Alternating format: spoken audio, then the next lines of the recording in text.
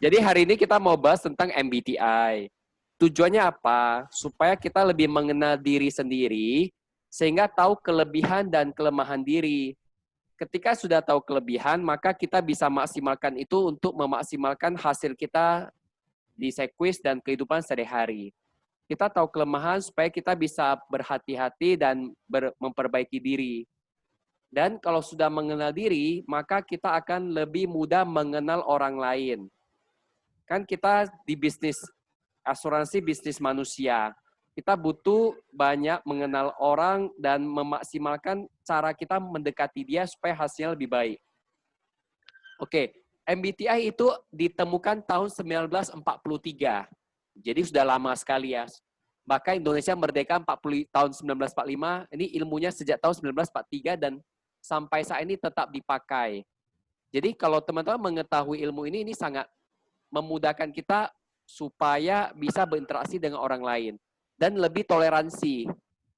Oke, di MBTI ada namanya 4 pertanyaan, ada 4 dimensi. Dimensi 1, 2, 3, dan 4. Dimensi pertama artinya cara kita berinteraksi dengan dunia. Ini ya kata kuncinya, cara kita interaksi dengan dunia dan di mana kita mengarahkan energi. Teman-teman, kalau di dimensi ini ada 2 pilihan, extroversion atau extrovert atau introversion. Ada lagi namanya jenis informasi yang biasanya kita perhatikan. Ada namanya sensing, ada namanya intuisi. Ada namanya cara kita mengambil keputusan, ada thinking, ada feeling. Ada lagi nomor 4, apakah kita lebih memilih hidup dengan cara yang lebih terstruktur? Ini maksudnya dalam mengambil keputusan atau dengan cara spontan. Ini dalam hal menerima informasi. Ini ada 2, judging sama perceiving. Oke, di sini tidak ada yang lebih baik atau lebih kurang baik. Sama-sama baik. Ini bicara tentang ciptaan Tuhan yang berbeda ya setiap orang. Nah, sekarang kita mau belajar memahami apa sih beda extrovert dan introvert lebih dalam. Nanti teman-teman setelah saya jelasin, teman-teman pilih lebih banyak di sebelah introvert atau introvert, tinggal jawab di chat ya. Oke, saya mulai. Extrovert itu adalah orang yang mendapatkan tenaga karena bersama orang lain. Jadi dia lebih suka kumpul-kumpul. Kalau dia ada acara kumpul, dia paling senang. Dia senang menjadi pusat perhatian. Dia bertindak dulu baru berpikir. Dia cenderung berpikir sambil bicara. Ada lagi bawahnya, lebih mudah dibaca, dikenal, karena dia gampang berbagi informasi pribadi, orangnya lebih terbuka. Lebih banyak bicara daripada mendengar. Komunikasi dengan antusias, dia bicaranya semangat ya. Menanggapi dengan cepat. Menikmati bergerak cepat. Lebih memilih keluasan daripada kedalaman. Keluasan itu bicara temannya itu banyak dibanding dekat. Coba kita lihat lawannya. Introvert itu adalah orang yang mendapatkan tenaga karena menghabiskan waktu sendiri. Contoh dia sendiri baca buku, nonton film lewat handphone, lewat laptop. Dia juga menghindari menjadi pusat perhatian. Jadi kesannya pemalu. Berpikir lalu bertindak. Ini bedanya dari extrovert, dia berpikir dulu baru bertindak. Memikirkan semuanya di dalam kepala. Lebih tertutup. Dia jarang cerita informasi pribadi kepada banyak orang. Biasanya kalau cerita dia pilih-pilih orang. Lebih baik mendengar daripada bicara. Tidak mengumbar antusiasme. Dia lebih kalem. Menanggapi setelah memikirkan semua hal.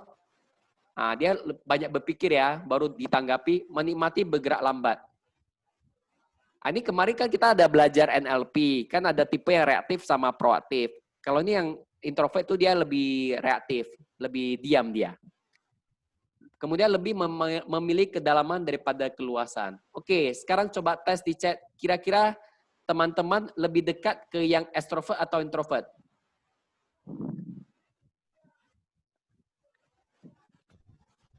Silakan diketik. Ini tujuannya supaya bisa evaluasi diri, sehingga nanti bisa evaluasi orang lain.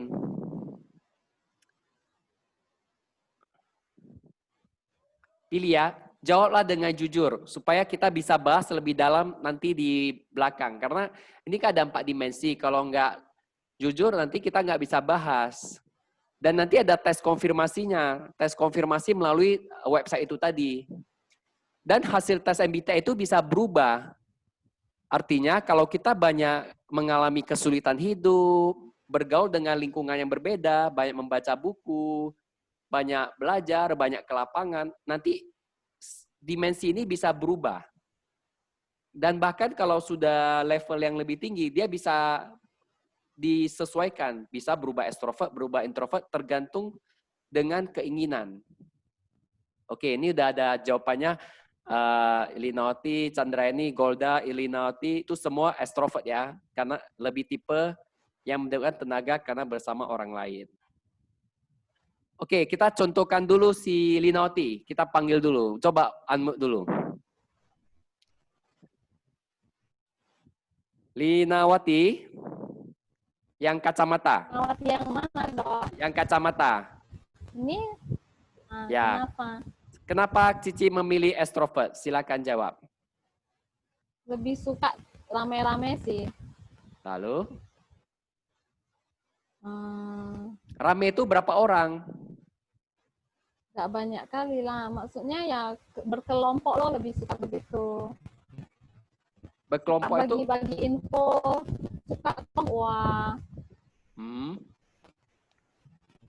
Menanggapi dengan tepat, berkomunikasi dengan antusias. Nah itu loh, Dok. Ya, kelihatan ya. Lihat tuh, yang lain belum menjawab. Kurasa yang belum jawab itu kalau nggak kemungkinan besar sih introvert. Karena dia sedang berpikir sebelum memutuskan. Karena kan introvert tipenya berpikir lalu bertindak. Nah, kita sambil tunggu ya yang lain. Kayaknya masih ada yang lain yang belum jawab ya. Ini ada 10 orang. Iya. Ria belum menjawab. Susana kayak nggak bisa ketidak. Dia dengar aja karena dia sambil jaga anaknya kan, kalau dia pegang handphone, anaknya mau rebut. Oke. Ya udah nggak apa-apa. Susana berarti kita nggak usah tanya. Betul kan? Lihat Suryanti, dia ngaku sendiri. Suryanti bilang saya introvert, kan? Ketahuan. Dia lama kali berpikirnya. Karena dia tipe yang berpikir dulu baru bertindak. Oke. Jadi masing-masing punya kelebihannya. Kalau agen asuransi yang tipe extrovert, dia kelebihannya adalah bank namanya lebih banyak. Dan dia lebih nyaman ketika berhubungan dengan banyak orang. Jadi biasanya bank namanya banyak. Kenalannya juga banyak. Dengan catatan dia mau menyisihkan waktu untuk berkenalan, berhubungan dengan orang lain. Kadang ada extrovert tertentu seperti Linawati Kacamata, itu dulu extrovert, tetapi kenapa bang namanya kurang banyak? Karena dia sempat 3 tahun cuma jadi ibu rumah tangga. Betul. Ya, jadi tetapi dulu kawanku cuma Suryanti sama Elida. Ya, jadi akhirnya kalau extrovert terlalu lama tidak ada kawan, itu lama-lama jadi stres. Kenapa? Karena energinya habis. Kita contohkan Ci Elis ya. Ci Elis, kita panggil Ci Elis. Ci Elis. Ada untuk Ci Elis. Kamu kan extrovert, kamu kan pernah cerita. Kamu 7 tahun nggak bergaul. Kira-kira apa yang kamu rasakan selama 7 tahun itu?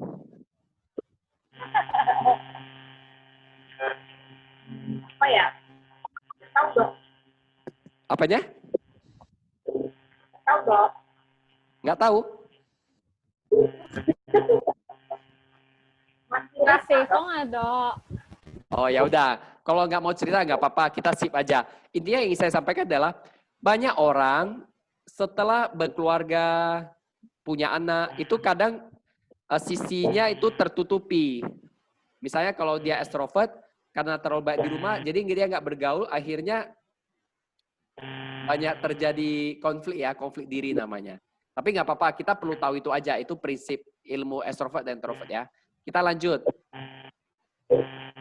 Kedua ini sensor sama intuisi. Kalau orang yang sensor kan arti kata asal katanya dari sense, organ. Organ ada mata, hidung, telinga. Hana, Hah? Halo, suaranya kok kayak robot ya? sentuhan ku bilang, Dok. Apanya? Suaraku jelas kan? Sinyal jelek, Dok. Ya, ya. Coba pilih. Teman-teman lebih ke arah Suaramu sensor, ini jelas-jelas ya. lebih ke arah sensor atau intuisi. Sensor lebih banyak pakai telinga, ya, pakai mata, dan hal-hal yang sifatnya lebih pasti. Misalnya, kalau misalnya ketika melihat mobil tabrakan, dia langsung melihat yang tabrakan mobil warna hitam, Avanza tabrakan dengan warna merah sedan. Dia lebih nampak yang jelas. Kemudian dia menyukai gagasan baru hanya jika ada penerapan praktisnya. Misalnya dikasih ilmu MBTI. Kalau ilmu aja nggak ada penerapan praktisnya, dia nggak gitu suka. Kemudian dia menghargai kenyataan dan akal sehat. Senang menggunakan dan mengasah keahlian yang dimiliki. Cenderung spesifik dan harfiah memberikan penjelasan secara rinci. Ini kalau prospek ini dia jelasin secara detail tuh. Dia jelasin ilustrasi 5%, 10%, 15%, angka-angkanya pun disebutkan semua. Dia memberikan informasi secara runtut ya, rapi, berorientasi masa kini. Dia fokusnya masa kini. Lawannya apa? Intuisi. Intuisi dia lebih fokus kepada inspirasi dan dugaan. Apalagi kalau halnya baru, dia makin senang. Dia menghargai imajinasi dan inovasi, senang mempelajari keahlian baru, mudah bosan setelah menguasai keahlian. Cenderung umum dan menggunakan kiasan. Ini kalau prospek dia suka pakai kiasan. Contohnya kalau lebih penting mana? Akar atau pohon. Baru bisa dia bahas apa sih fungsi helm. Dia prospeknya pakai metafora. Kemudian dia menyampaikan informasi melompat atau saat berputar-putar, berorientasi masa depan. Dia bisa cerita kalau nanti masuk asuransi bisa dapat apa. Kalau dia nggak masuk asuransi nanti apa yang nggak bisa didapat. Nah, teman-teman, kalau ketemu nasabah intuisi, teman-teman prospeknya pakai metafora atau analogi dia lebih masuk. Tapi kalau teman prospek orang yang sensor, dengan cara metafora atau analogi dia nggak gitu masuk.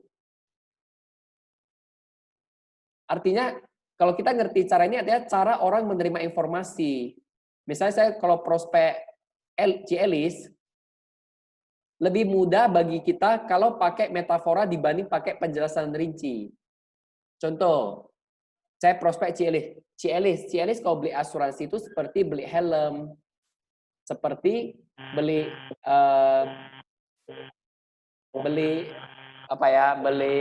jaket, hujan nggak kebasahan, beli payung. Nah, seperti itu dia lebih masuk dibanding kita cerita proteksi asuransi itu untuk mengalihkan resiko. Mendapatkan manfaat ini itu, dia lebih suka dengar yang sisi metafora. Sebaliknya kalau yang tipe sensor, dia harus yang lebih detail, lebih rinci.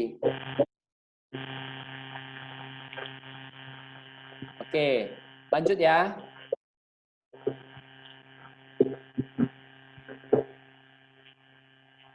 Nah, sekarang coba pilih yang mana, yang pemikir atau perasa. Jadi kalau pemikir, dia tipe yang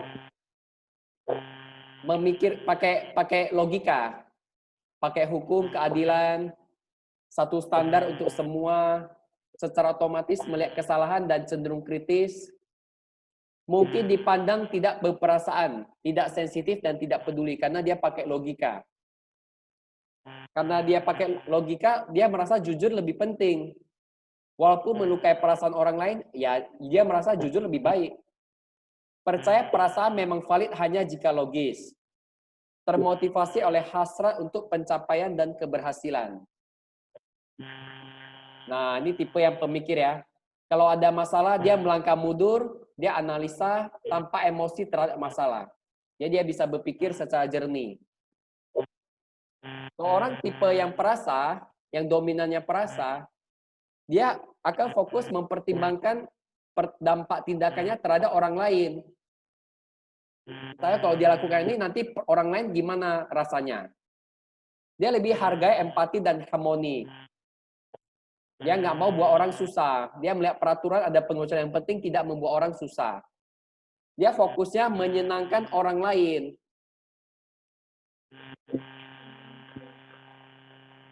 Mudah menunjukkan penghargaan. Nah, ini karena dia pakai perasaan, dia dipandang terlalu emosional, tidak logis dan lemah. Cengeng bahasanya kalau orang bilang. Sikit-sikit bawa perasaan. Apalagi kalau ditolak. Oh, bisa nangis darah 2 hari, 3 hari. Merasa bahwa menjaga perasaan lebih penting. Percaya bahwa semua perasaan valid, baik yang masuk akal maupun tidak. Orang ngomong apa, dia ikuti perasaannya. Ini tipe yang perasa. Termotivasi oleh keinginan untuk dihargai. Dia bilang, walaupun nggak capai target, yang penting atasan saya hargai saya ya sudah cukup. Lawannya pemikir. Orang nggak hargai saya nggak apa-apa, yang penting saya capai target atau berhasil.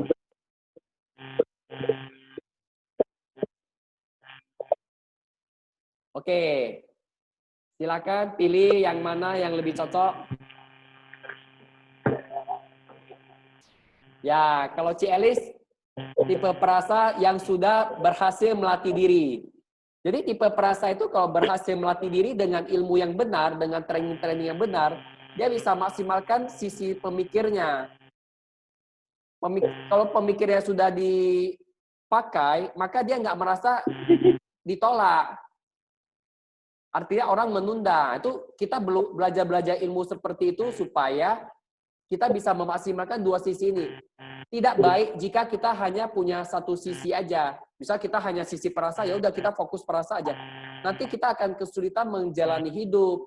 Kenapa? Kita nggak maksimalkan sisi pemikir kita. Kalau orang pemikir, yang bawahnya pemikir, ditolak orang, dia berpikir, ya sudah, dia nggak mau ya saya cari yang lain. Tetapi sisi kekurangannya adalah dia nggak bisa merasakan kenapa dia sampai nggak mau ditolak, sampai dia ditolak. Contoh, agen tipe pemikir, dia prospek satu orang. Orangnya tipe pemikir juga. Ketika dia ditolak sama si nasabah ini, dia berpikir, ini nggak mau ya sudah saya cari yang lain. Tetapi ketika dia kalau bisa kembangin sisi perasa dia bisa ambil hati orang itu, dia bisa ambil perasaan orang itu, maka lebih gampang closing. Apalagi asuransi itu sebenarnya jual emosi. Kalau kita bisa jual emosi dengan baik, orang lebih cepat masuk. Nah, oke. Sudah pilih ya. Kalau yang sudah pilih tapi nggak mau ketik, dicatat supaya lebih ngerti. Nanti kita bahas lebih lanjut. Ini yang terakhir, dimensi keempat. Penilai atau perseptif. Ya, kalau tipe penilai, dia jenisnya lebih taat aturan. Dia menghargai waktu sebagai sumber daya terbatas dan menganggap serius tenggang waktu. Dia sangat disiplin biasanya. Karena dia hargai waktu. Dia memiliki etos kerja. Kerja dulu baru main. Ini orangnya biasanya dikatakan lebih kaku. Menetapkan tujuan dan bekerja untuk mencapai tepat waktu. Lebih senang mengetahui apa yang dihadapi. Mendapatkan kepuasan dari menyelesaikan proyek. Ini kalau tipe penilai. Kalau dia selesaikan proyek, dia senang. Kalau dia jadi panitia, biasanya tanggung jawab. Artinya dia selesai pekerjaannya. Lebih senang mengetahui apa yang dihadapi. Dia kalau sudah tahu apa yang dihadapi, dia lebih senang. Contohnya dia mau dibawa jalan-jalan ke Belanda. Dia harus tahu dulu, dia jalan-jalan kemana aja. Lawannya ada perseptif. Perseptif itu orang yang lebih spontan. Dia lebih gampang beradaptasi. Contohnya di masa susah sekarang lagi corona, dia cepat kali adaptasinya. Kenapa? Karena dia cepat mengubah tujuan jika tersedia informasi baru. Contohnya, ini lagi corona ini. Maka informasi barunya dia pakai, dia beradaptasi lebih cepat. Senang beradaptasi dengan situasi baru. Lebih fleksibel ya. Berorientasi kepada proses, menggunakan cara tugas diselesaikan. Dia dapat kepuasan dari memulai proyek. Dia suka mulai, tapi kadang nggak suka selesaikan. Memandang waktu sebagai sumber daya tak terbatas dan menganggap tenggang waktu itu luas. Paling senang membiarkan pilihan terbuka. Ya, sistemnya adalah nikmati saat ini, selesaikan pekerjaan nanti. Ini tipe main-main dulu baru kerja. Nanti kalau udah kepepet, dia bawa kerjain. Dan kadang bisa berhasil juga karena dia gampang beradaptasi. Contohnya mahasiswa yang belajarnya di akhir. Oke. Kalau tipe penilai gampang lihatnya apa? Lihat kamarnya. Kamarnya rapi sekali atau biasa aja. Kalau tipe penilai biasanya kamarnya rapi sekali. Kalau perseptif kamarnya berantakan biasanya. Agak dia nggak merasa itu penting dirapikan. Kamarnya lebih berantakan atau meja kerjanya. Oke, teman-teman kan sudah pilih tuh. Coba ketik kesimpulannya. Contoh, kalau tadi misalnya Elis pilih extrovert. Berarti Elis pilih ketik extrovert E. Baru apalagi setelah itu? Elis intuitif, berarti M. Setelah itu Elis apalagi yang ketiga? Perasa, berarti feeling, F. Terakhir apa, Ci Elis? Elis perseptif, berarti P. Berarti Elis tipenya ada ENFP. ENFP itu kata kuncinya adalah ENFP. Juru kampanye. Juru kampanye, dia kalau jual apa aja laku itu. Kalau Linauti, dia berarti ESFP. Ya. Coba dibuat ESFP. Nah, ESFP itu adalah jenis orang yang pakai perasaan. Kata kuncinya adalah jangan khawatir, tenang aja. Kalau tipe ESFP itu paling cocok jadi agen.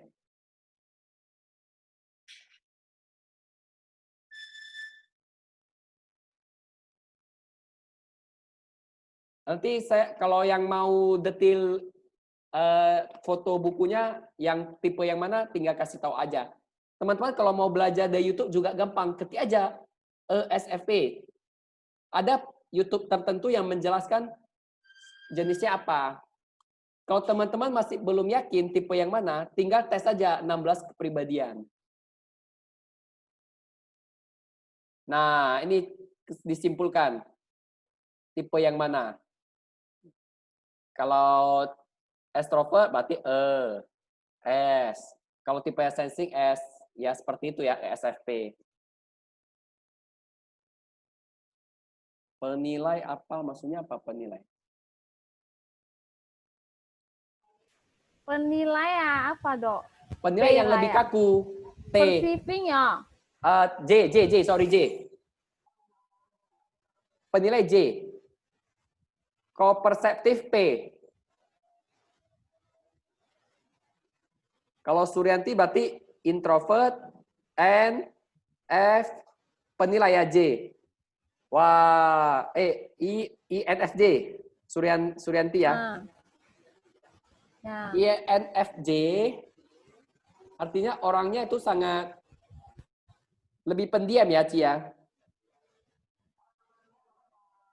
Cocok nggak, Ci? Lebih pendiam. Suryanti kalau sama aku nggak pendiam, sama orang lain baru pendiam dia. Dia seperti mobil mesin solar, lambat panasnya. Tapi kalau sudah panas, dia dekat. Ini kelebihannya adalah kalau prospek teman dekat itu gampang closing. Prospek ayin. Prospek yang dekat-dekat. Kawan dekat kan?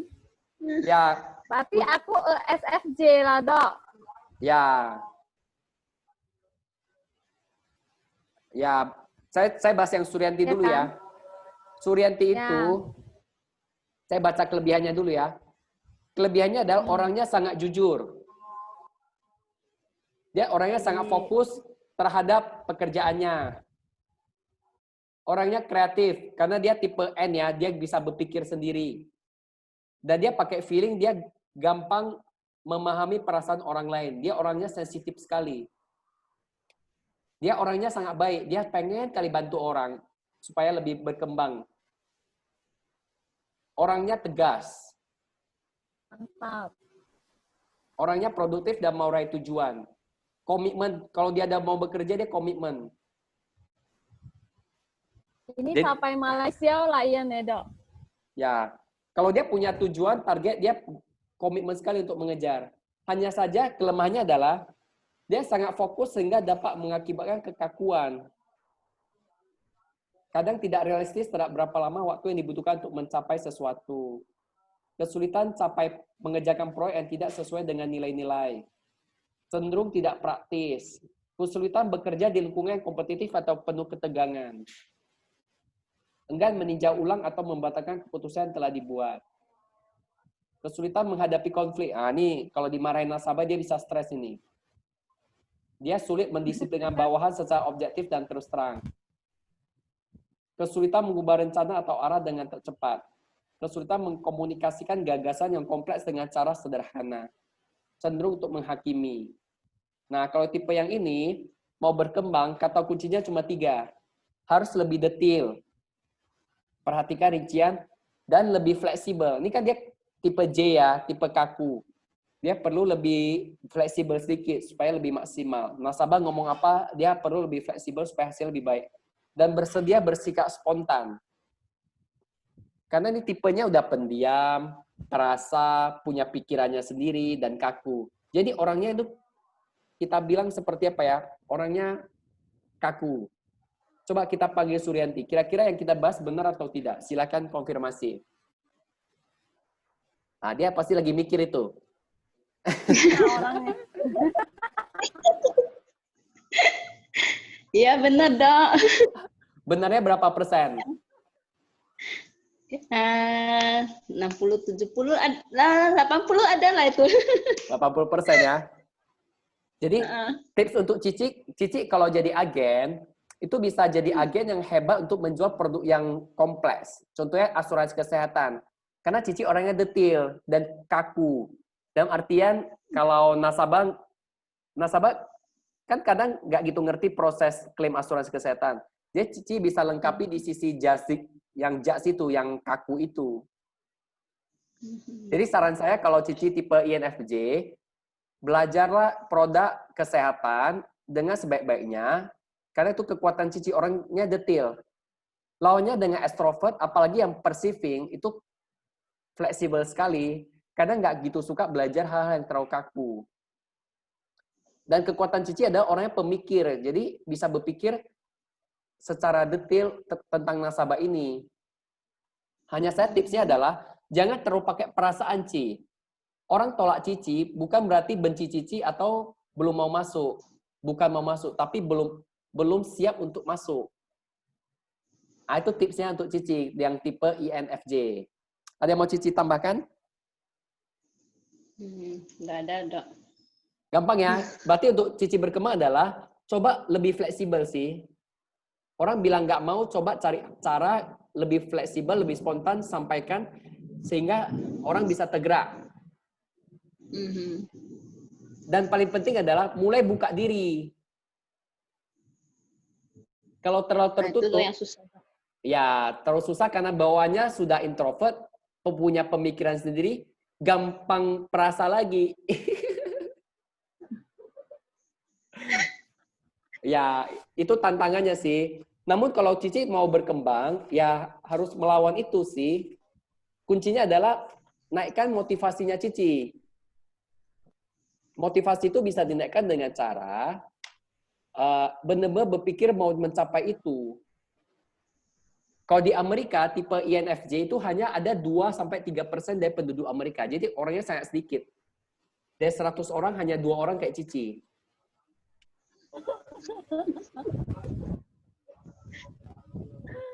Ya, maksimalkan kelebihannya. Kelebihannya kan sudah tahu ya, orangnya lebih pemikir, lebih detail. Nah, saya sarankan nanti cari YouTube, Fokus. ketik INFJ, nonton sendiri lebih detail. Oke, Oke, siapa Dok. yang mau dibahas lagi? Ini mau dibahas nih, Linauti. Linawati Aina, Dok. Ya, extrovert, berarti ESFJ ya. ESFJ.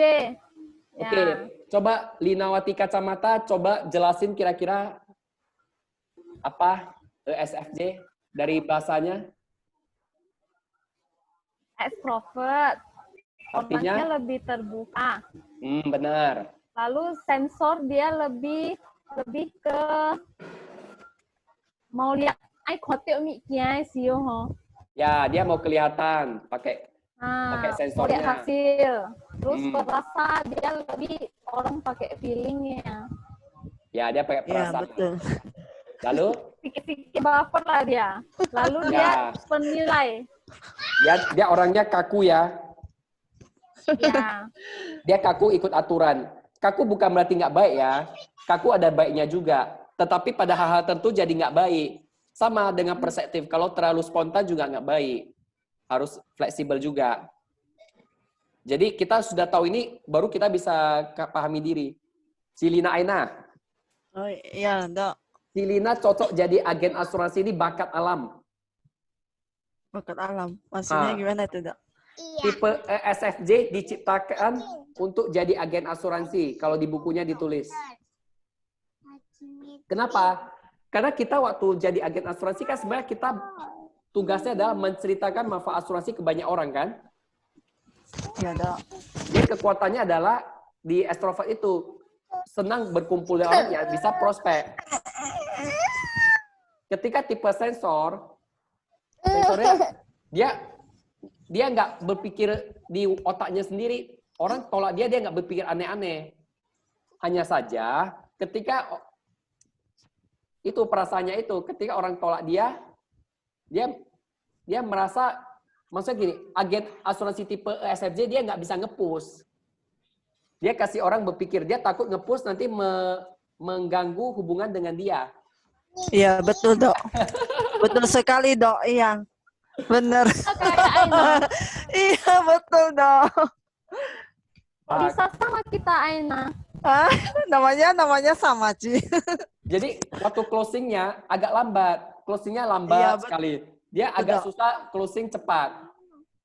Iya. Maju, mundur, maju, mundur. Iya, Dok. Betul. Lawannya ada Cocok. tipe thinking. Tipe thinking tuh kayak saya. Kan saya berpikir, saya punya pemikiran, orang beli asuransi kan baik untuk dia. Seperti makan obat. Anak sakit, nggak mau makan obat, ya tetap kita paksa minum obat. Walaupun dia nangis, tetapi untuk kebaikan dia. Nah, itulah tipe pemikir. Dia bisa berpikir pakai ilmu itu, dia bisa nge-push. Walaupun kadang orang bisa nggak suka, tetapi akhirnya dia berpikir, benar juga yang dia omongin. Kalau tipe perasa, memang orang nggak dia bisa menjaga hubungan baik dengan orang lain karena dia nggak memaksakan pendapat dia. Namun itu, waktu jadi agen asuransi, closing-nya lebih sedikit. Artinya lebih sedikit, dia butuh waktu untuk closing lebih lama. Misalnya kalau agen thinking mungkin butuh 1-2 bulan udah bisa closing, agen perasa mungkin 3-4 bulan baru bisa closing. Coba direview, selama ini prospek nasabah lebih cepat closing atau lebih lambat closing? Sesuai nggak yang kita bahas ini? Lebih lambat, Dok. Lebih lambat. Jadi kata kuncinya... Banyak yang gantung-gantung pun. Iya, karena nggak berani maju. Iya, Dok. Betul. Jadi kata kuncinya adalah untuk agen-agen yang perasa perlu kuatkan di pemikirnya, di thinkingnya dengan cara rajin ikut training. Saat training kita kan ada tuh agen-agen yang pemikir tuh, yang closingnya banyak. Itu kan kasih tips-tips. Dia akan bilang kalau kita prospek asuransi kita harus pemikiran bahwa kita sedang bantu orang. Kalau kamu masuk, keluarga kamu akan terbantu. Nah, hal-hal seperti itulah yang membuat tipe perasaan nanti lebih cepat closingnya. Oke, Dok. Ada nggak di sini yang agennya tipe yang thinking? Selain saya, coba. Saya mau undang untuk diskusi. Penny lah, Penny. Coba Penny Febriani apa hasilnya? Feni tipe perasa juga. Feni apa tadi ya? Feni kayak extrovert. Jawab lah. Feni dia telah masuk, makanya dia nggak bisa jawab. Kalau Feni Febriani, dia pernah bilang, dia ENFJ. Oh, ENFJ ya. Ya, ini Feni. Dia dulu pernah tes 2 tahun lalu, dia kasih tahu saya. Dia tes April 2018. Dia info ke saya, dia tipe ENFJ. ENFJ berarti tipenya apa? Cilinawati kacamata. Coba, biar kamu bisa, saya latih bisa baca ini juga. Coba, nanti saya konfirmasi.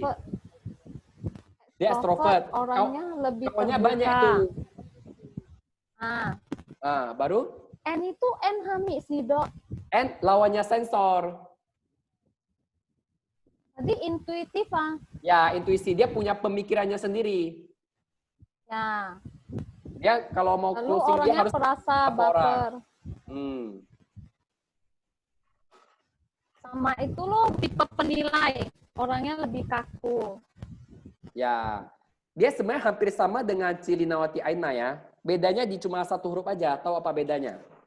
Beda di sama kayak beda di walang. Dia pilihnya intuitif, kami sensor. Ya, jadi Feni itu dia kalau mau diceritain, mau dijualin sesuatu, dia harus diceritakan sesuatu yang pakai metafora atau analogi.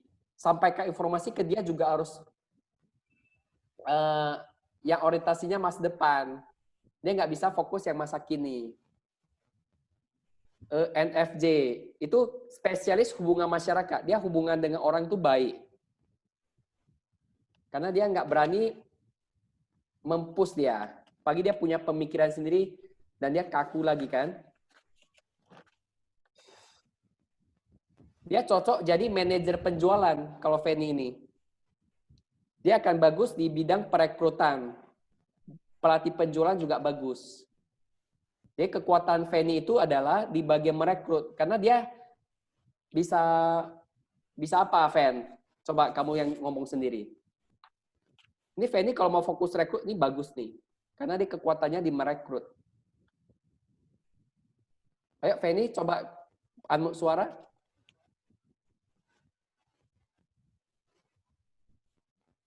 Iya, Dok. Nah, kira-kira yang kita bahas sesuai nggak dengan kamu? Sesuai, Dok. Apa sesuainya? Coba kamu cerita.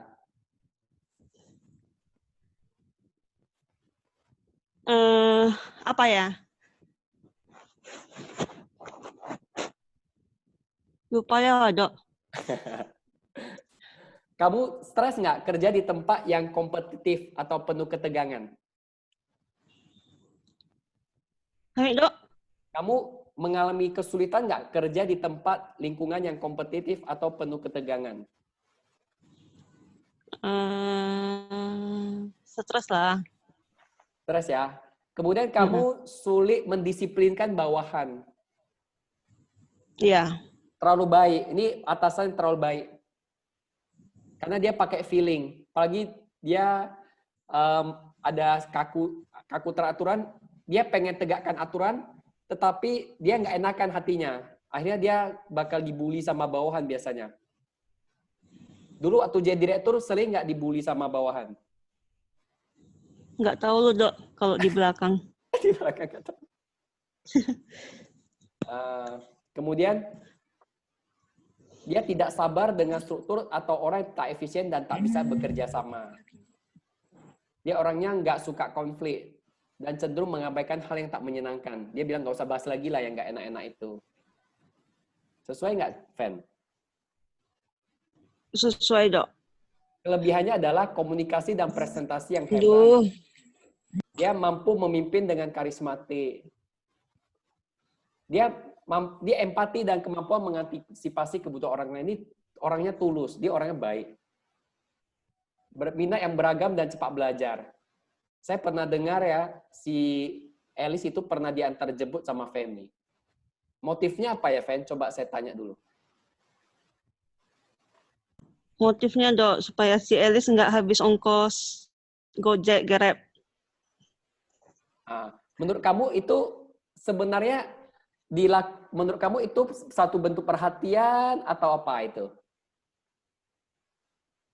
Enggak lah, Dok. Karena memang sejalan, Dok. Pas pulang ada lewat juga, Dok. Mas sekalian loh, Dok. Nah, itulah tipe ENFJ ya, tipe yang cocok ahli hubungan masyarakat. Dia orangnya memang dasarnya baik. Kan kata kuncinya dia punya perhatian tulus kepada orang lain. Ada orang tertentu, ada orang yang bukan tipe ENFJ, ya walaupun sejalan, ya saya nggak harus antar kamu. Nah, lalu apakah nggak baik? Ya, itu pilihan ciri kepribadian masing-masing, tergantung kita mau tujuannya apa. Kalau kita tujuannya mau lebih berhasil di bisnis asuransi, maka kita harus lebih banyak care kepada orang lain, kasih perhatian. Ya, itu ya maksudnya ya. Jadi kalau untuk Feni, kata kunci kalau mau lebih berkembang, kurangi kecepatan. Harus lebih sabar, lepaskan kendali, nggak semua hal bisa kamu kontrol, dan jangan menganggap semua hal sebagai masalah pribadi. Kira-kira Feni bisa terima nggak 3 tips ini?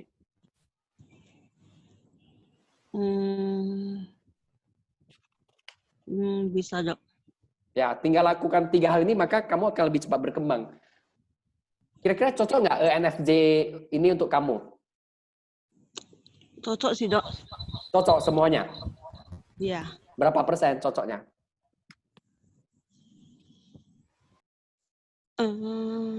Hampir 100 lah, Dok. Hampir 100%.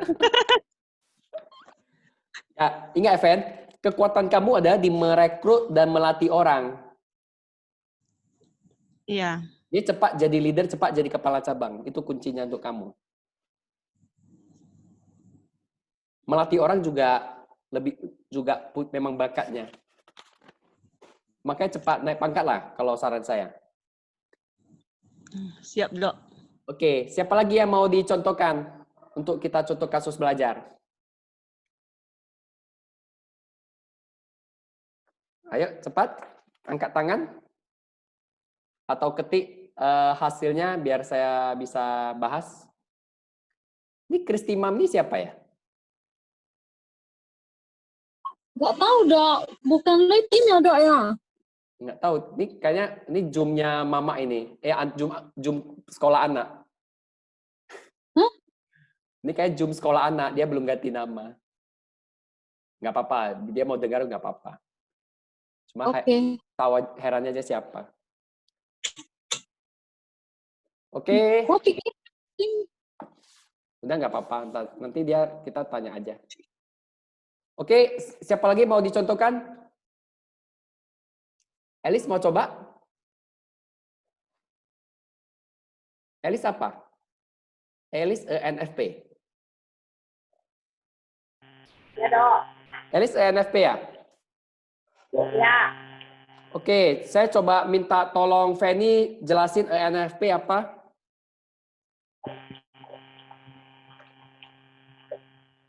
Supaya Feni belajar.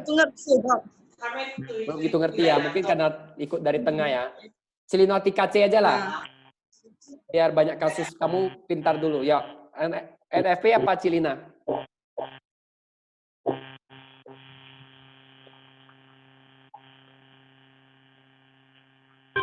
Halo? Nah, ENFP menurut Cilina itu apa aja isinya? Itu kan ekstrovert. Ya. Jadi orangnya lebih terbuka. Kalau N itu lebih ke intuisi. Artinya? Banyak berpikir sendiri. Punya pemikirannya feeling, sendiri. Pakai feeling. Ya.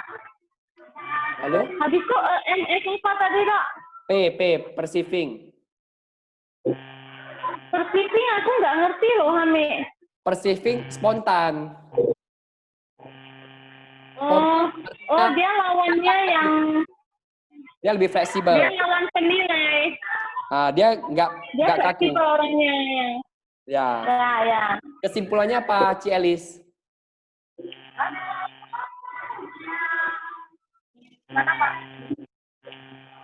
Ini kata kunci dari ENFP adalah dia tipe yang mengatakan semua mungkin. Semua mungkin kalau kata Ci Elis, ENFP. Ini cocok jadi penjual jasa atau gagasan. Manajer sumber daya manusia juga cocok. Bagian perekrutan pegawai juga bagus dia. Pantes dia tiap hari merekrut aja, saya lihat dia. Waktu dia rekrut, orang udah ngomong apa, dia bisa jawab, kamu kan bisa gini, kamu kan bisa gini, kamu bisa gini. Nah, artinya dia berusaha meyakinkan orang supaya ikut keinginan dia. Bahkan dia pernah kasih saya chat, calon agennya sudah bilang, saya nggak bisa, saya jaga anak, saya mau fokus anak, suami saya larang saya. Tapi dia tak usah ngomong-ngomong apa supaya orang itu ikut si Elis ini. Karena dia tipe yang mengatakan semua mungkin. Juru kampanye ini kalau cocok jadi anggota partai lah ini.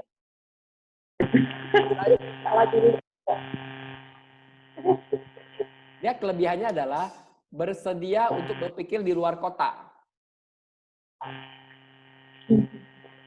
Dan mempertimbangkan kemungkinan baru. Berani mengambil resiko, mencoba hal baru, dan mengatasi masalah. Tertarik dengan kemampuan untuk mempelajari hal baru yang menarik. Suka belajar ya. Kemampuan melihat gambar besar, mampu komunikasi dengan baik, gampang beradaptasi, dapat memahami kebutuhan dan motivasi manusia. Nah, artinya dia tipenya yang semua mau dicoba, dan kemampuannya juga banyak.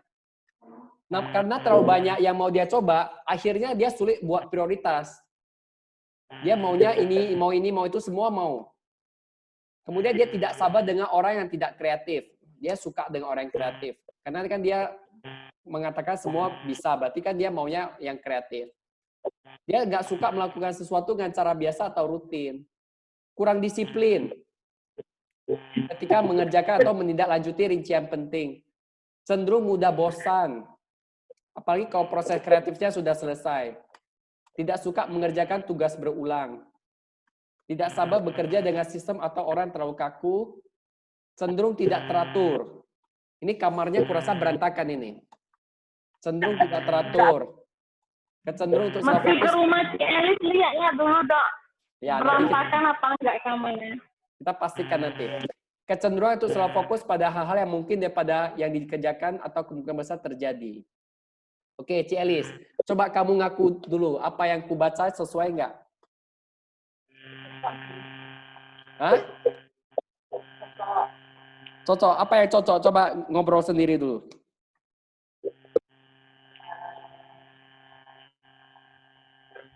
Gampang bosan. Gampang bosan ya?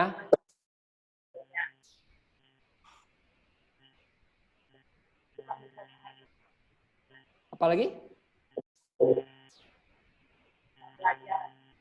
Hah? Suka belajar? Suka belajar hal baru, cocok ya? Ya, saya sebagai informasi, Ci Elis itu pekerja kantor, tapi dia jual stroberi, jual dimsum, bahkan dia buat kafe di rumahnya. Bayangkanlah dia begitu sukanya mencoba hal baru.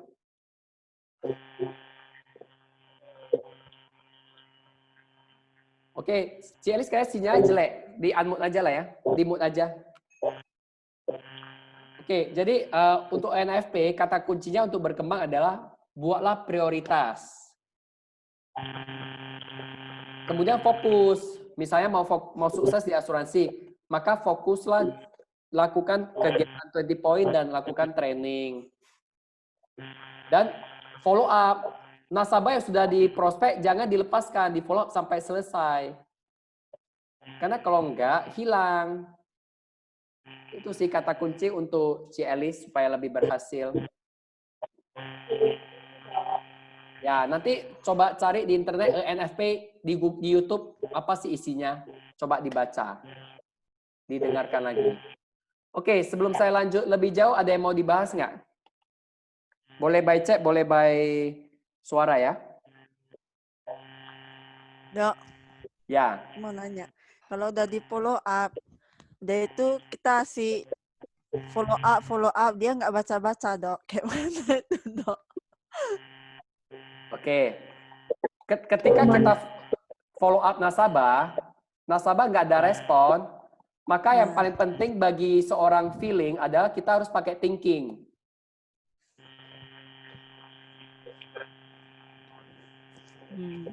Oke, tunggu ya, saya buka PowerPoint dulu.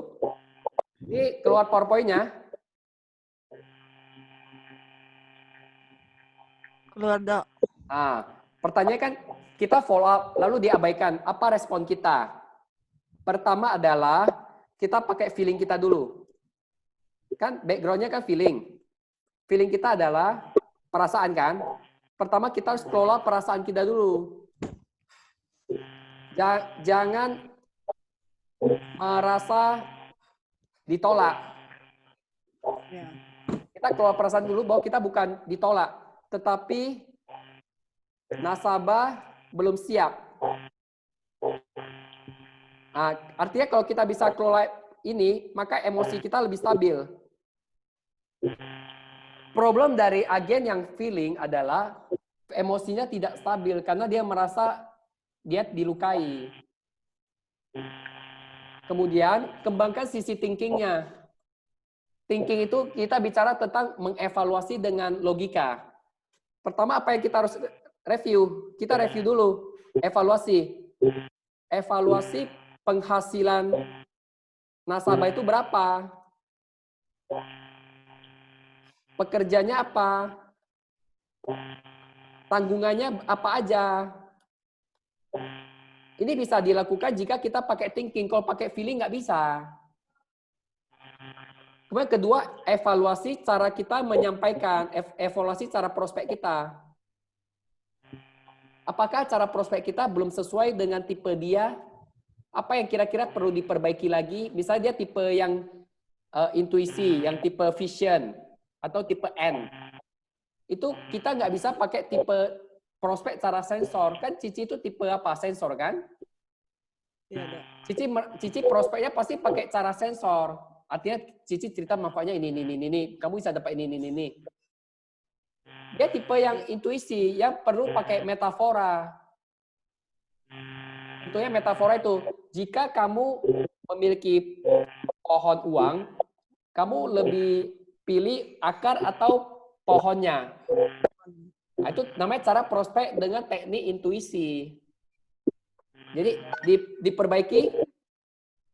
bukan diperbaiki, dipakai cara lain yang sesuai si nasabah. Kemarin saya closing satu dokter, dia tipenya intuisi, punya pemikirannya sendiri. Saya pakai ngomong gagasan pilih akar atau pohon baru closing loh. Waktu pakai cara-cara ngomong yang biasa nggak bisa closing. Nah, kemudian ketiga, kita evaluasi lagi. Kita ada kompetitor nggak? Kompetitor maksudnya orang lain yang prospek dia juga. Misalnya, saya pernah prospek ya satu keluarga, saya diajak jumpa, ketemu di mall, presentasi 2 jam. Saya udah buat proposal yang paling bagus, saya kirim ke dia. Terus tiba-tiba dia hilang, Ci. Saya cek, telepon nggak pernah respon. Rupanya dia masuk sama orang lain.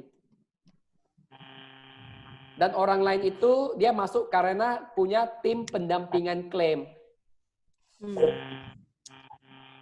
Nah, itu orang Binjai. Ya, kompetitornya kemarin orang Binjai yang kebetulan dia ada tim pendampingan klaim. Waktu itu saya belum ada konsep tim pendampingan klaim, jadi saya kalahnya di situ. Jadi kalau ditanya, kalau kita follow up lalu diabaikan, ya kita lakukan 2 hal ini.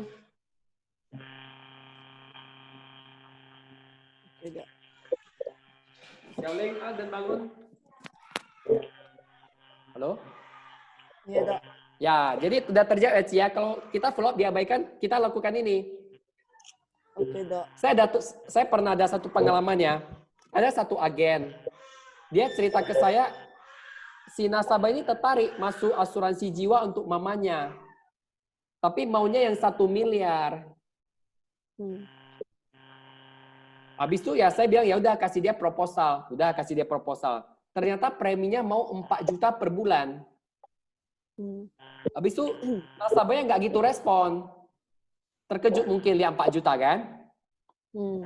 Apa yang harus kita lakukan? Ya ini, kita kelola dulu perasaan kita. Bahwa orang nggak respon kita bukan berarti dia benci kita atau nggak suka. Mungkin dia belum siap secara uang atau secara mental atau belum percaya kita.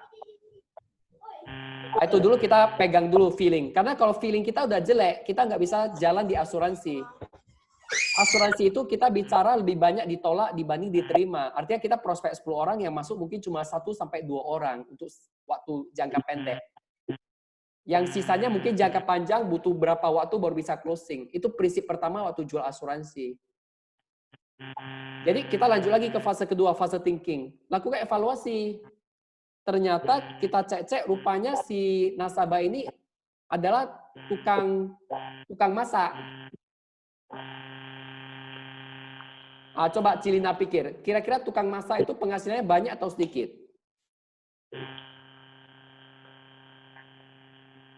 Cari tahu dulu tukang masak di mana. Kalau di restoran bintang 5 ya mungkin penghasilannya besar. Rupanya dia tukang masak di tempat yang nggak gitu bagus.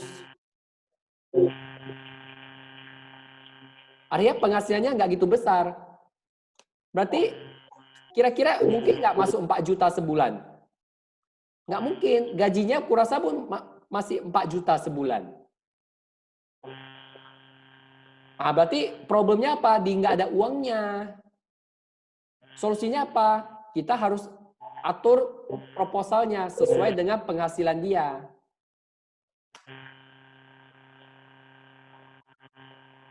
Dok, Ya masalahnya itu kata kuncinya. Mas, kalau menurut aku kan, Dok, ini yang hari itu aku follow up yang kerja di Kamboja, Dok. Saudara suami. Aku rasa dia mikirnya diklaim gitu. Ya, kan pernah saya nanya dokter kan soal klaim itu gimana.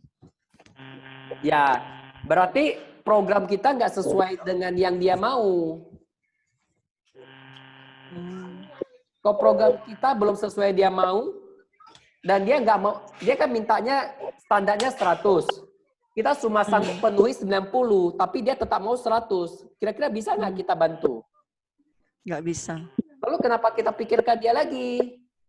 Iya. Kecuali dia mau turunkan standarnya, atau sampai suatu hari nanti perusahaan kita naikkan standarnya. Nah itulah, kalau kita agen yang tipe feeling, kita selalu berpikir, dia belum mau masuk. Kita memaksakan sampai dia mau masuk, kita stres pikiran dia, akhirnya energi kita habis untuk prospek yang lain. Ya, betul, Dok. Jadi kalau mau lebih cepat closing, lebih baik pindah aja dulu, sampai paling cari dia ya sebulan sekali atau 2 bulan sekali aja. Iya, Dok.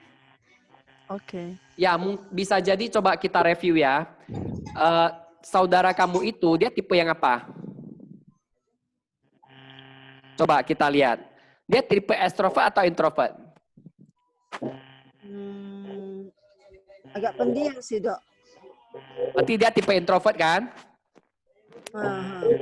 Kita bicara yang gampang-gampang aja dulu. Biar kita lihat sekilas nih kira-kira tipe yang mana. Belum tentu benar. Tetapi biasanya gampang dilihat kalau tipe extrovert sama introvert. Kalau extrovert itu banyak kali ngomongnya. Walaupun baru kenal dia banyak kali ngomong. Kalau introvert baru kenal dia sedikit kali ngomong. Berarti dia tipe introvert. Lalu dia kira-kira dia tipe sensing atau intuisi? Sensing artinya dia bertanyanya detail. Dia nanyanya detail. Sensing. Kalau intuisi dia tanya sedikit, habis itu dia mikir sendiri. Sensing dia, Dok. Berarti banyak dia nanya. Yes. Oke. Dia menurut Cici dia tipe thinking atau feeling? Pemikir. Dia tipe Thinking. pemikir ya. Tipe pemikir ya. Buktinya dia tolak Cici, nggak balas Cici, Bun, dia nggak ada apa-apa. Iya. Kalau tipe perasaan, dia nggak enakan kalau tolak Cici. Dia bilang, aduh Cici, saya nggak mau dulu ya. Nanti kalau mau saya kontak kamu. Tapi kalau tipe thinking, dia apa langsung? Ya udah, saya nggak mau, saya nggak cocok. Kau cari saya abaikan aja kamu. Sesuai nggak, Ci? Ya, sesuai, Dok. Lalu tipe judging atau perceiving?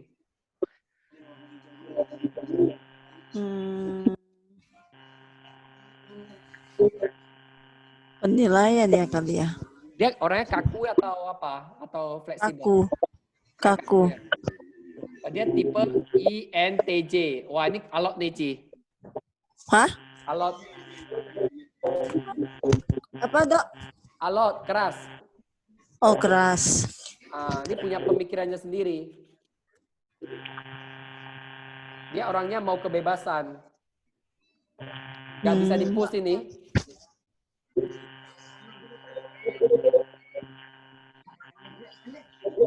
Dia maunya sempurna, Ci. Makanya Nampak, Dok. Nampak. Makanya dia agak susah terima ketika harus 6 bulan sekali pulang kan. Iya, betul, Dok. Ya, ini agak alot, tinggalkan aja, Ci. Oke, Dok. Cocok pekerjaan yang cocok tahu jadi apa? Jadi saintis. Jadi dosen. Dia dokter spesialis jantung. Dia orangnya mau sempurna. Oke, Dok. Ya, Thank you, Dok. agak susah sih ini kalau bicara dia kepribadian agak susah. Sampai satu hari ya dia cari kamu ya baru mungkin bisa lagi.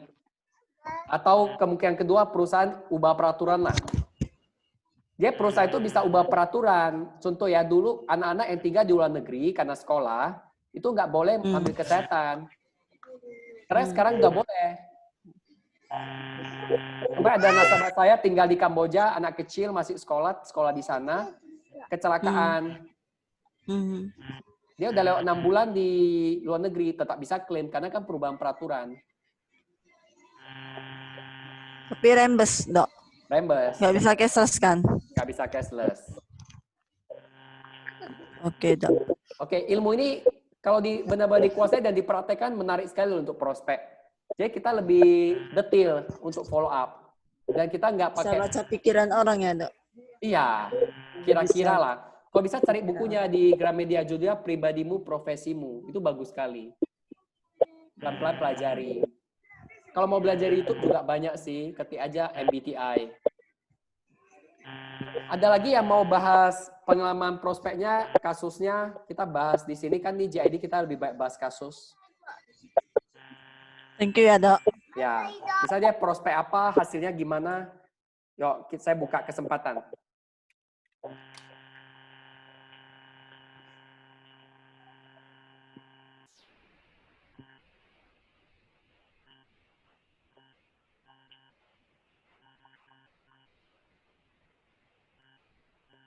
Ada? Kalau nggak ada, saya mau lanjut. Ini waktu kita sisa 12 menit ya. Kita tutup jam 9. Ya, oke, Dok. Oke, kita kan sudah tahu ya bahwa ada 4 tipe manusia. Bagaimana kita memaksimalkan ilmu ini agar hasil lebih baik?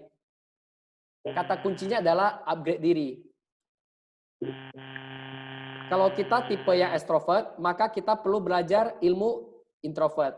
Kalau kita sensing, maka kita perlu belajar intuisi. Kalau kita tipe yang thinking, kita perlu belajar feeling dan sebaliknya. Kalau kita tipe judging, kita perlu belajar lebih fleksibel.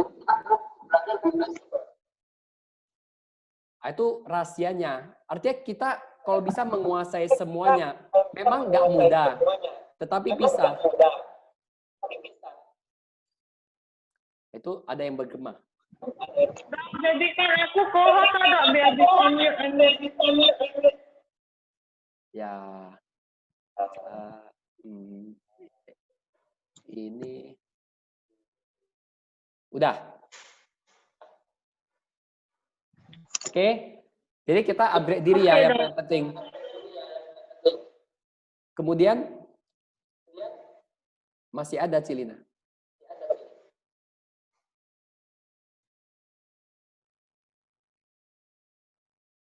Jadi Dok, sudah.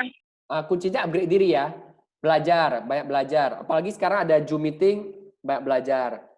Kedua, kalau kita udah banyak belajar, kita kejar 20 poin. Kenapa kejar 20 poin? Supaya kita lebih banyak ketemu orang, kita bisa praktekkan ilmu kita ini. Saya pribadi kan ada minta teman-teman yang agent isi tes kepribadian ini ya. Saya belum temukan semua 16-16-nya, masih temukan sebagian. Jadi supaya saya bisa tahu lebih banyak, ya saya harus lebih banyak ketemu orang. Kalau sudah banyak ketemu orang, baru banyak pengalaman. Itu paling penting ya, dia kejar 20 poin. Apalagi yang paling penting, kita perlu belajar namanya toleransi. Toleransi artinya kita bisa lebih sabar lah sama orang lain. Respon orang lain terhadap kita, ya kita perlu lebih sabar. Kenapa? Karena orang itu berbeda-beda.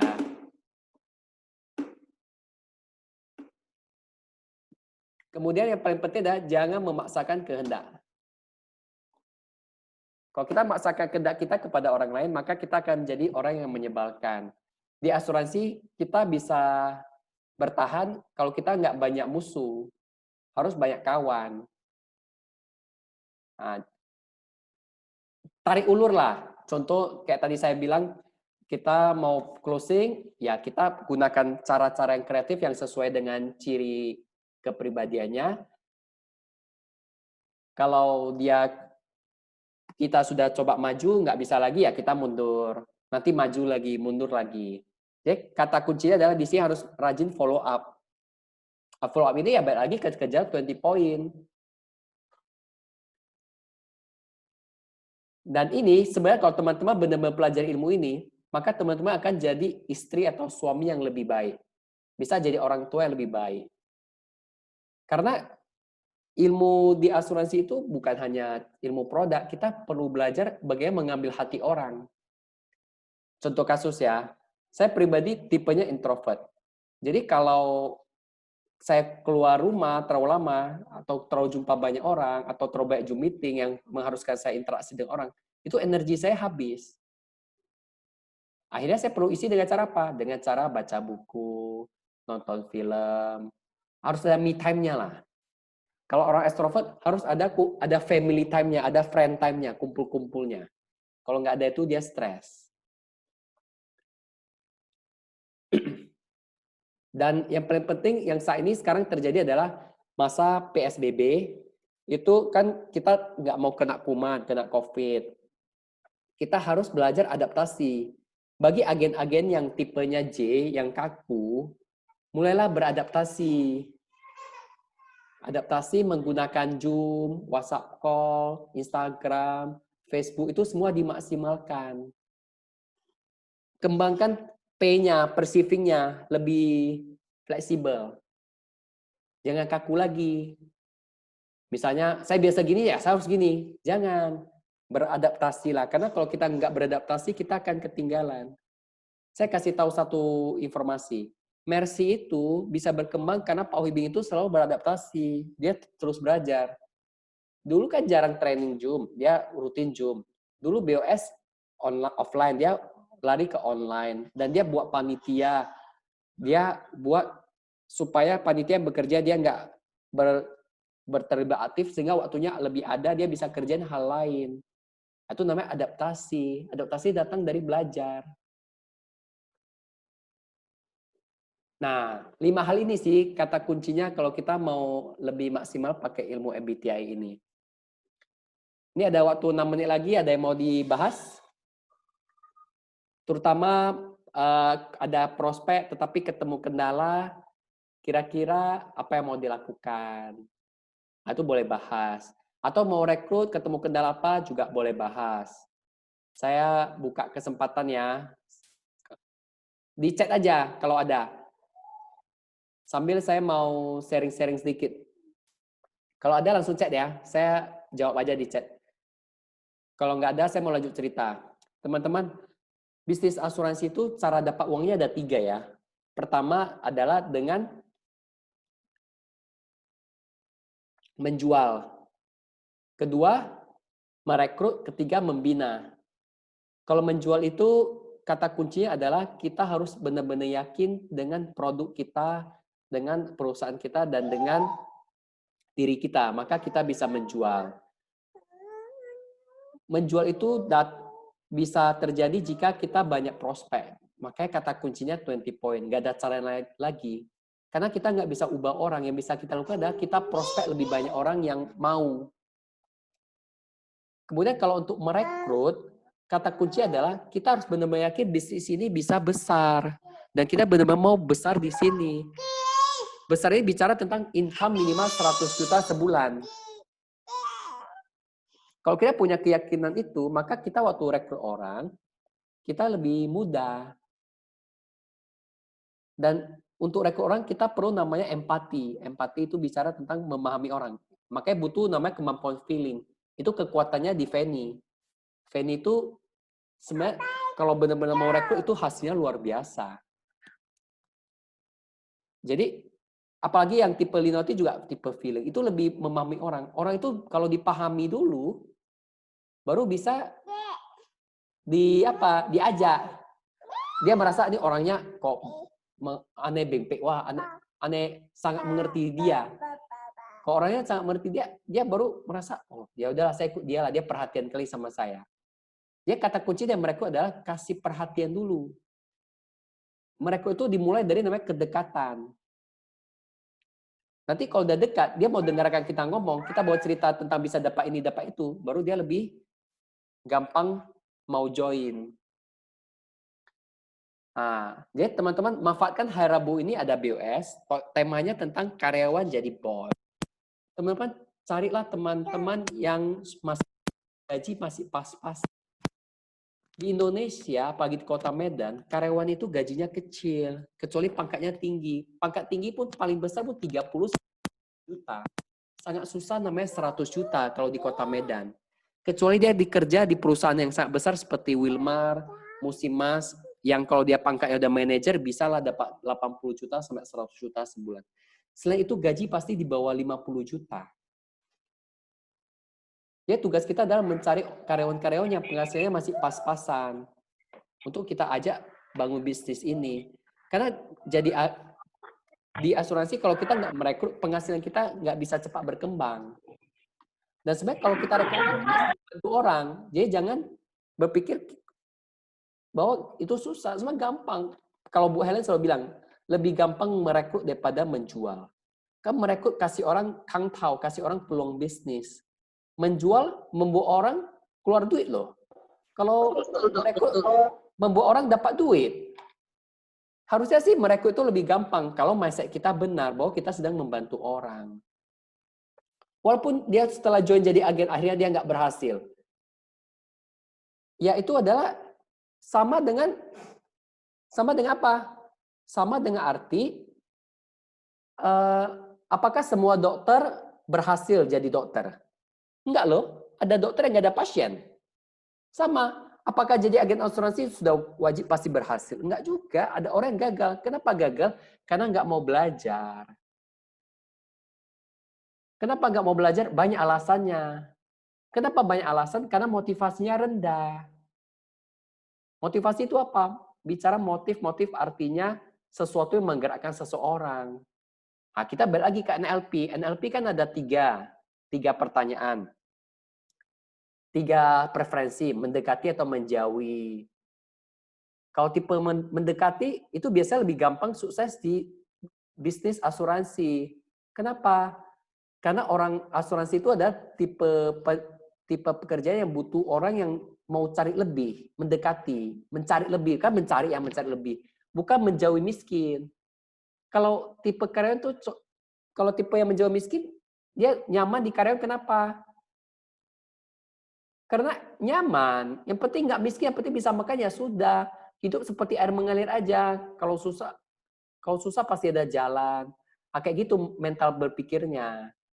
Beda dengan ciri orang yang bisa sukses di agen adalah yang tipe ambisinya besar, mau lebih. Contoh dia udah punya rumah 2, dia mau rumah 3, mau rumah 4. Dia udah punya tabungan 1M, dia mau 2M, 3M, 4M, dan seterusnya. Itu namanya tipe mendekati. Kemudian kalau tipe yang kalau yang cocok jadi agen, itu tipe yang internal. Yang punya kemauannya sendiri. Ya teman-teman coba cari jenis orang yang punya kemauannya sendiri. Memang lebih sulit meyakinkan dia. Tetapi kalau dia sudah yakin, dia jalan sendiri. Nggak perlu dimotivasi lagi. Dan coba cari agen-agen yang proaktif, yang cepat ambil keputusan, yang langsung jalan.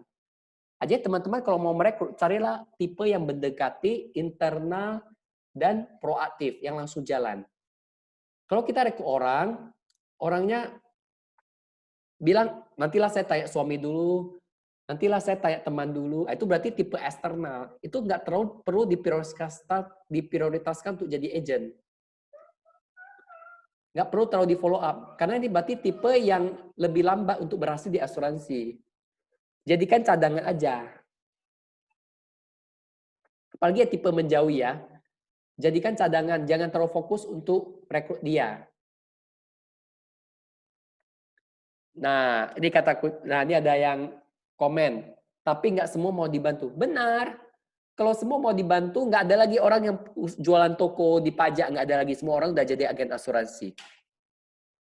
Agen asuransi adalah salah satu profesi. Ada lagi profesi lain kayak dokter gigi, dokter umum, dokter spesialis, apalagi ya pengusaha. Kalau semua orang jadi agen, nanti yang kerja jadi pembantu siapa? Yang kerja admin kantor siapa? Kan nggak ada lagi. Tentu ada yang mau, ada yang nggak mau. Tugas kita adalah mencari sebanyak mungkin yang mau, Cilina. Makin banyak mau yang join di bawah Cici dapat passive income. Jadi tugas kita cari sebanyak mungkin. Lebih cepat cari. Karena kalau kita lambat, ya kita juga ditinggal oleh waktu. Kan penghasilan kita kan tergantung pada banyaknya polis, banyaknya agen yang join di tempat kita. Kalau sedikit, ya penghasilan kita sedikit. Lama-lama kita juga down. Apalagi kalau kita mentalnya nggak kuat, nggak benar-benar belajar, itu akan loyo. Oke, sudah jam 9 lewat 2 menit.